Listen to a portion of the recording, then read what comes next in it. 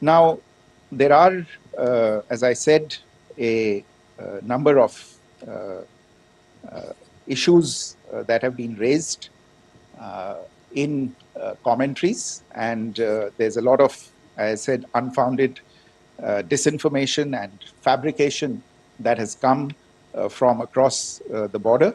And I would just like to use this opportunity to set the record straight on some of these issues. The first of these is Pakistan trying to wash its hands off any and all involvement with terrorism. I think the Pakistani information minister said there are no terrorists in Pakistan.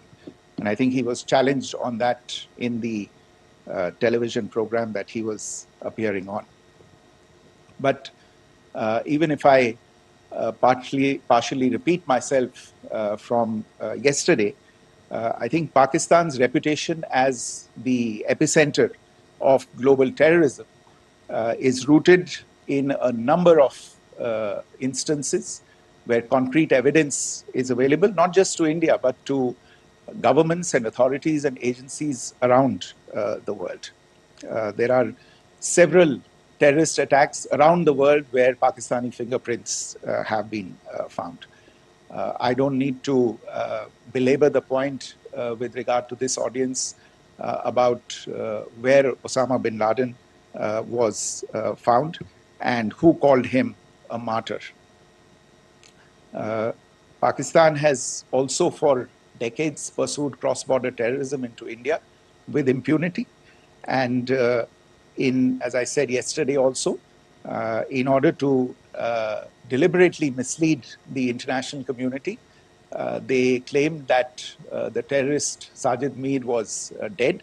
They came under pressure, and Sajid Mir was then brought back to life, arrested, and is now apparently in Pakistani custody. Pakistan is also home to a very large number of UN proscribed as well as UN proscribed terrorists, as well as terrorists proscribed by a number of other governments in the world, including, of course, the Lashkar-e-Taiba and the Jaish-e-Mohammed, as well as their leaders, Masood Azhar and Hafiz Mohammed Saeed. आपने देखा होगा हाल ही में पिछले ही कुछ दिनों में पाकिस्तान के रक्षा मंत्री और उनके पूर्व विदेश मंत्री दोनों ने इस बात को माना है कि पाकिस्तान का ऐसे ग्रुप्स के साथ जो रिश्ता है वो क्या रहा है. Both the defense minister and the former foreign minister of Pakistan, I think they've done a more eloquent job of this than I could ever do in terms of describing their country's implication in international terrorism and their involvement in housing these kinds of groups. दूसरा जो विषय है वो है पाकिस्तान का जो एक दावा है कि एक इंटरनेशनल impartial investigation होना चाहिए, एक joint investigative committee होनी चाहिए. These calls for jointly investigating this heinous and barbaric attack in Pahalgam. Again, I think you know the history well on this. You know the track record well, and it is not a bright track record insofar as Pakistan is concerned. In fact, in the pursuit of justice for the victims of multiple terrorist attacks, whether it be Mumbai in 2008, in Pathankot in 2016, or many others. But in particular for these two attacks, India had offered to cooperate. India provided forensic evidence and urged Pakistan to bring the perpetrators of these attacks to justice. We, in particular with regard to the Mumbai attacks of 2008, where a Pakistani Lashkar-e-Taiba terrorist was captured alive, India provided extensive information and evidence related to the involvement of Pakistani terrorists in this attack. Cases were registered, but you are all aware that these cases have not progressed. despite the formation of judicial teams, etc. And Pakistan has consistently stonewalled all efforts to move the investigation along. In fact, with regard to the Pathankot attack as well, a joint investigative team was formed. We gave access, unprecedented access, I should say, to Pakistani team to the site of the attack. Details of call records data and DNA, etc., were shared with Pakistan. We had shared with them details related that we had been able to access to the addresses of terrorists. We presented evidence against the office bearers of Jaish-e-Mohammed who had conspired in the attack and the handlers of the terrorists who facilitated them and guided them in. But there has been no movement on this. So in all of this, I think the experience has not been positive, and it certainly doesn't give us the confidence now to take at face value Pakistani assertions of wishing to participate in a joint investigation. These are just delaying tactics. These are just stonewalling tactics. And in fact, there is reason to believe that Pakistan uses the evidence that we provide only to cover its tracks and, in fact, defend the terrorists who we are looking for and obstruct the path of investigation. A third point that I wanted to address was the claim that only civilians were killed in the strikes on the 7th of May. We have made the point very clearly that all attacks on the morning of 7th May were against carefully selected terrorist infrastructure, terrorist targets. It is not clear to us, in fact, seeing some of the coverage of the after effects of these strikes, including the funerals for the terrorists that are held yesterday. I think a lot of you have seen the reports and the coverage on media. If only civilians, if any civilians were killed in these attacks, I wonder what message this picture actually sends to all of you. This is a question that is worth asking. It's also odd that the funerals of civilians are carried out with the coffins being draped in Pakistani flags and state honors being accorded. As far as we are concerned, the individuals eliminated at these facilities were terrorists. Giving terrorist state funerals may be a practice in Pakistan. Doesn't seem to make much sense to us. Pakistan has also claimed that India deliberately attacked religious sites. This is completely false again. I have made it clear that the targets were terrorist infrastructure, terrorist facilities, and locations connected clearly with incidents of cross-border terrorism into India.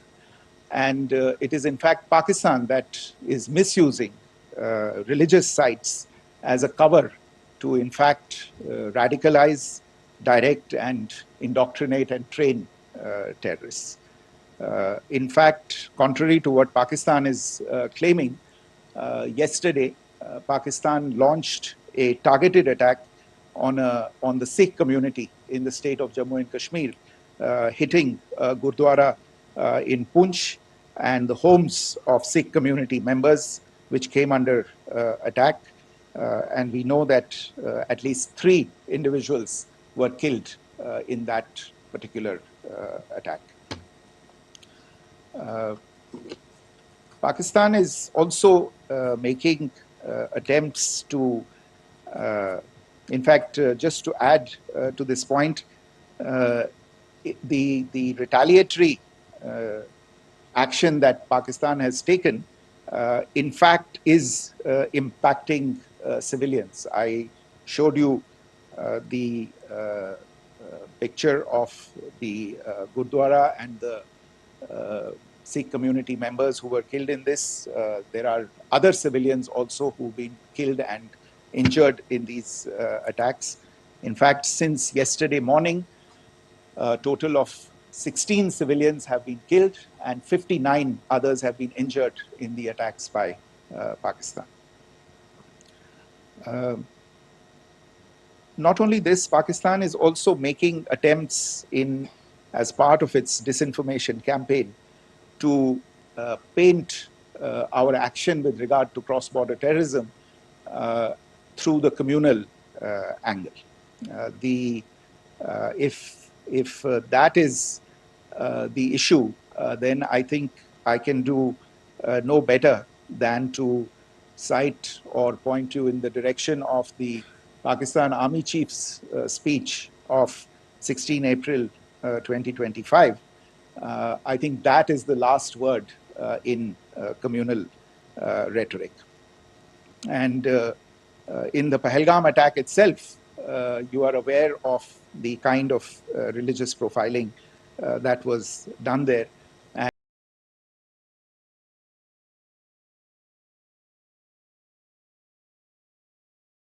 And perhaps there is a linkage between these two events. I can only say that these nefarious designs will not be allowed to succeed in India. And it is to be noted that people from all faiths, all religions, all regions in India have unequivocally, not just in India but around the world, have condemned these attacks. The Pakistani claims of now responding to India's strikes of the 7th of May. As I said right at the outset, it is India which is responding. The original escalation was by Pakistan on the 22nd of April. We are the ones who are responding to that escalation with the action that was taken yesterday morning. And again, I would like to emphasize that the action was restrained. It was directed towards non-civilian, non-military targets and confined to terrorist camps. And again, as we have been saying since yesterday, any further action by Pakistan, some of which we are seeing today, is nothing but escalation by Pakistan now, once again, and will be responded to and is being responded to appropriately. One point that I wanted to also address was the allegations to the targeting of a dam, the Neelam Jhelum project in Pakistan-occupied Kashmir. I want to say that this is an absolute and complete fabrication and a blatant lie. India has targeted only and only terrorist infrastructure, and the details of that terrorist infrastructure, together with the locations, were shared with you yesterday by Colonel Qureshi and Wing Commander Singh. I should note that if this kind of a claim is a pretext for targeting Indian infrastructure of a similar nature, Pakistan will be entirely responsible for the consequences that will undoubtedly follow. Finally, I want to address some issues that have been raised related to the Indus Waters Treaty and the disinformation that has been raised in regard to that as well. The fact is that there have been fundamental changes in the circumstances in which the Indus Waters Treaty was concluded. And they call for a reassessment of the obligations under the treaty. Over the last year and a half to 2 years, India has been in communication with the government of Pakistan. We've sent several notices to them requesting for negotiations to discuss modification of the treaty. India has, for 6+ decades now, honored the treaty, even during periods when Pakistan imposed multiple wars on us, and even when relations were adversarial. Pakistan is the one that has been acting in violation of the treaty, deliberately creating legal roadblocks in India exercising its legitimate rights on the western rivers. Any projects that India sought to build on the eastern rivers, and even on the western rivers, which we are allowed to by the treaty, were always challenged by Pakistan, thereby hampering our rights to utilize our legitimate waters under the treaty. In fact, if you see, the preamble of the treaty itself states that the treaty was concluded in a spirit of goodwill and friendship. Mark those words, concluded in a spirit of goodwill and friendship.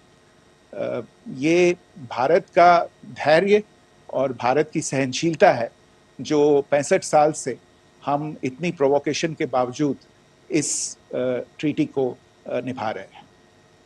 However, as has been made clear earlier as well, Pakistan has not responded to our requests to enter into negotiations for a reassessment of the obligations under the treaty. A number of conditions have changed. This is a treaty that was based on the engineering techniques of the 50s and the 60s. We are living through the first quarter of the 21st century. Technological changes and technological advancements have to be taken into account. There are demographic changes. There are climate changes that have taken place. There is the imperative of clean energy. And of course, the terrorism that Pakistan has wreaked in the state of Jammu and Kashmir itself has hampered India's ability to exercise its rights under the treaty. Pakistan's persistent refusal to respond to our requests to enter into government-to-government negotiations on the modification of the treaty is, in a sense, itself a violation of the treaty. And therefore, India has taken the step of putting the treaty in abeyance until Pakistan abjures irrevocably its support for cross-border terrorism. Maybe I'll stop there. I mentioned earlier yesterday as well that this is an evolving situation. I would therefore ask all of you to be considerate and restrained. It will not be possible for us or my colleagues from the armed forces to share operational details at this point in time. Beyond that, if you have any questions, may I have time for only a few, and I'll try to answer those questions. Okay, I give the floor to Rishabh.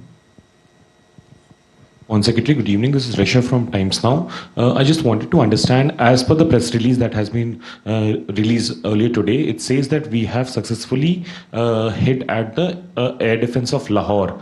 Does it give our forces a better chances if in case of further escalation? And are there other air defense places as well at strategic location that were targeted?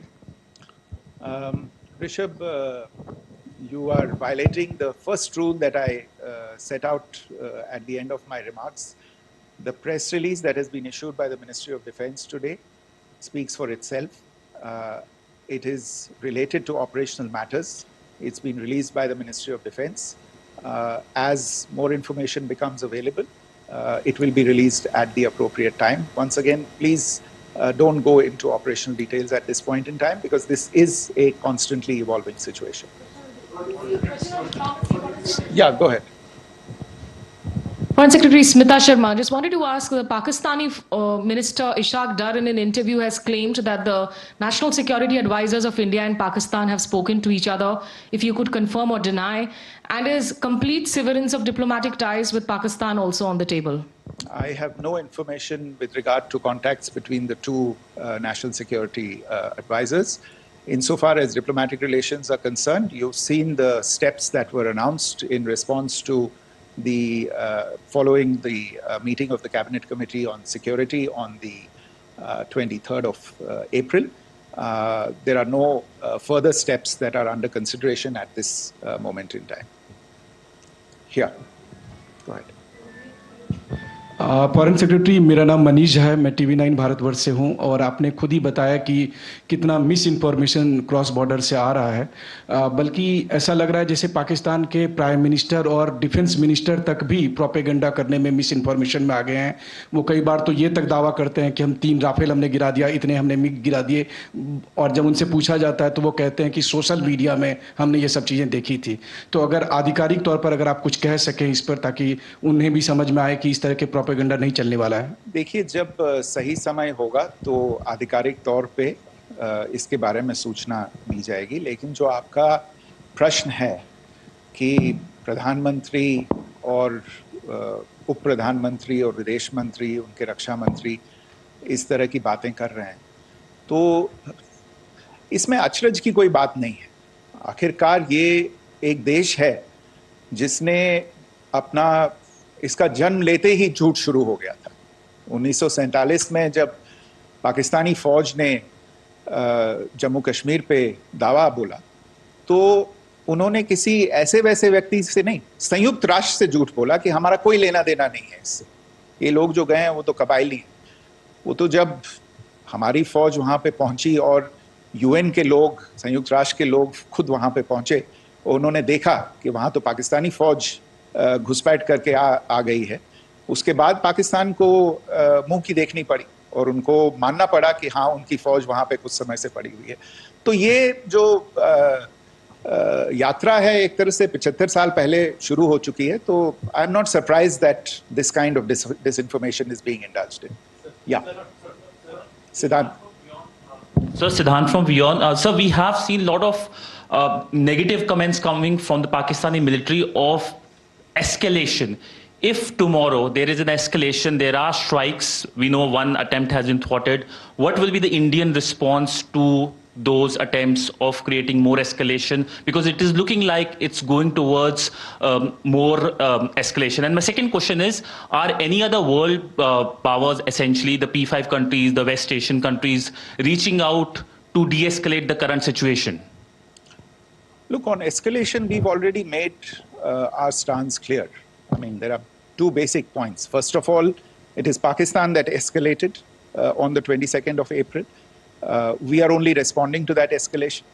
And then what we have said yesterday and what my colleagues have said today, that now if there is an attempt at further escalation by Pakistan, it will be responded to in an appropriate domain. And therefore, the choice is entirely that of Pakistan to make. As to your second question, I don't think I can do better than to point you in the direction of the statements that are being made from practically every chancellery in the world and the sentiment that they are carrying.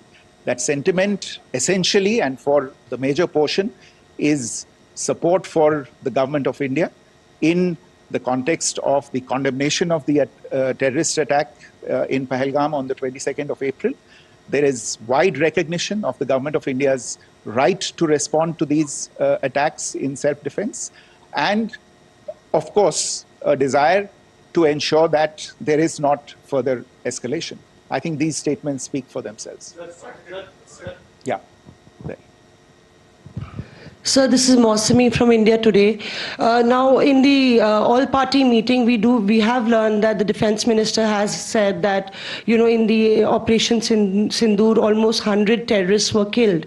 Would we have any details about what is the number like, and also about if there were any big faces, masterminds, terrorist masterminds who were in fact killed? There is also a report that Masood Azhar's family's 10 members have been killed, and Rauf Asghar, who was actually the mastermind of Pulwama, he's also been badly, severely injured. I don't have information at this point in time to share with you on these issues.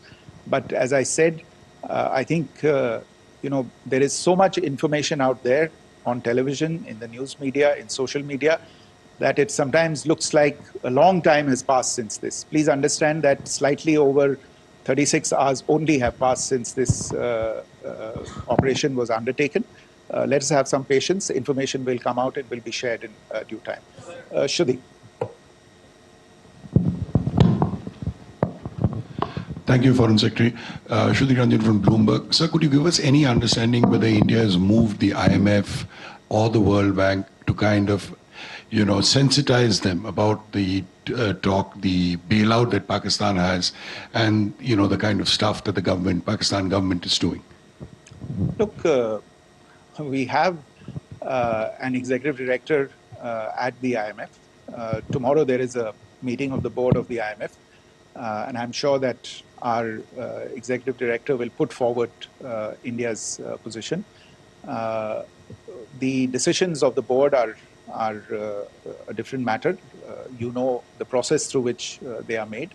But I think the case with regard to Pakistan should be self-evident to those people who generously open their pockets to bail out this country. And since you are from Bloomberg, I think you would have the data on how many IMF bailout programs have been, very good, thank you, have been sanctioned in the space of the last 3 decades. And I think you would also have an idea of how many of those programs have actually reached successful conclusion. Probably not many. So I think this is a decision that board members have to take by looking deep within themselves and looking at the facts.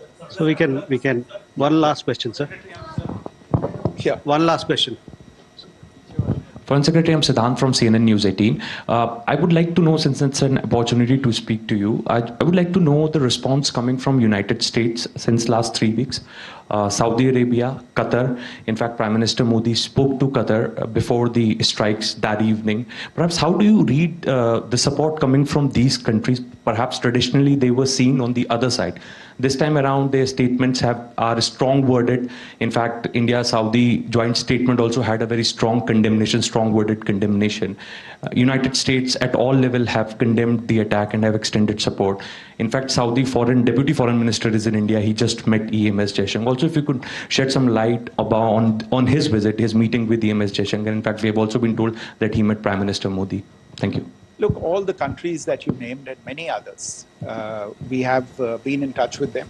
The Prime Minister has spoken to a large number of world leaders. A large number of world leaders have called him, as have called the External Affairs Minister. As we speak, there are conversations going on today as well with world leaders. And your assessment or conclusion of the general tenor of these messages is very much on point.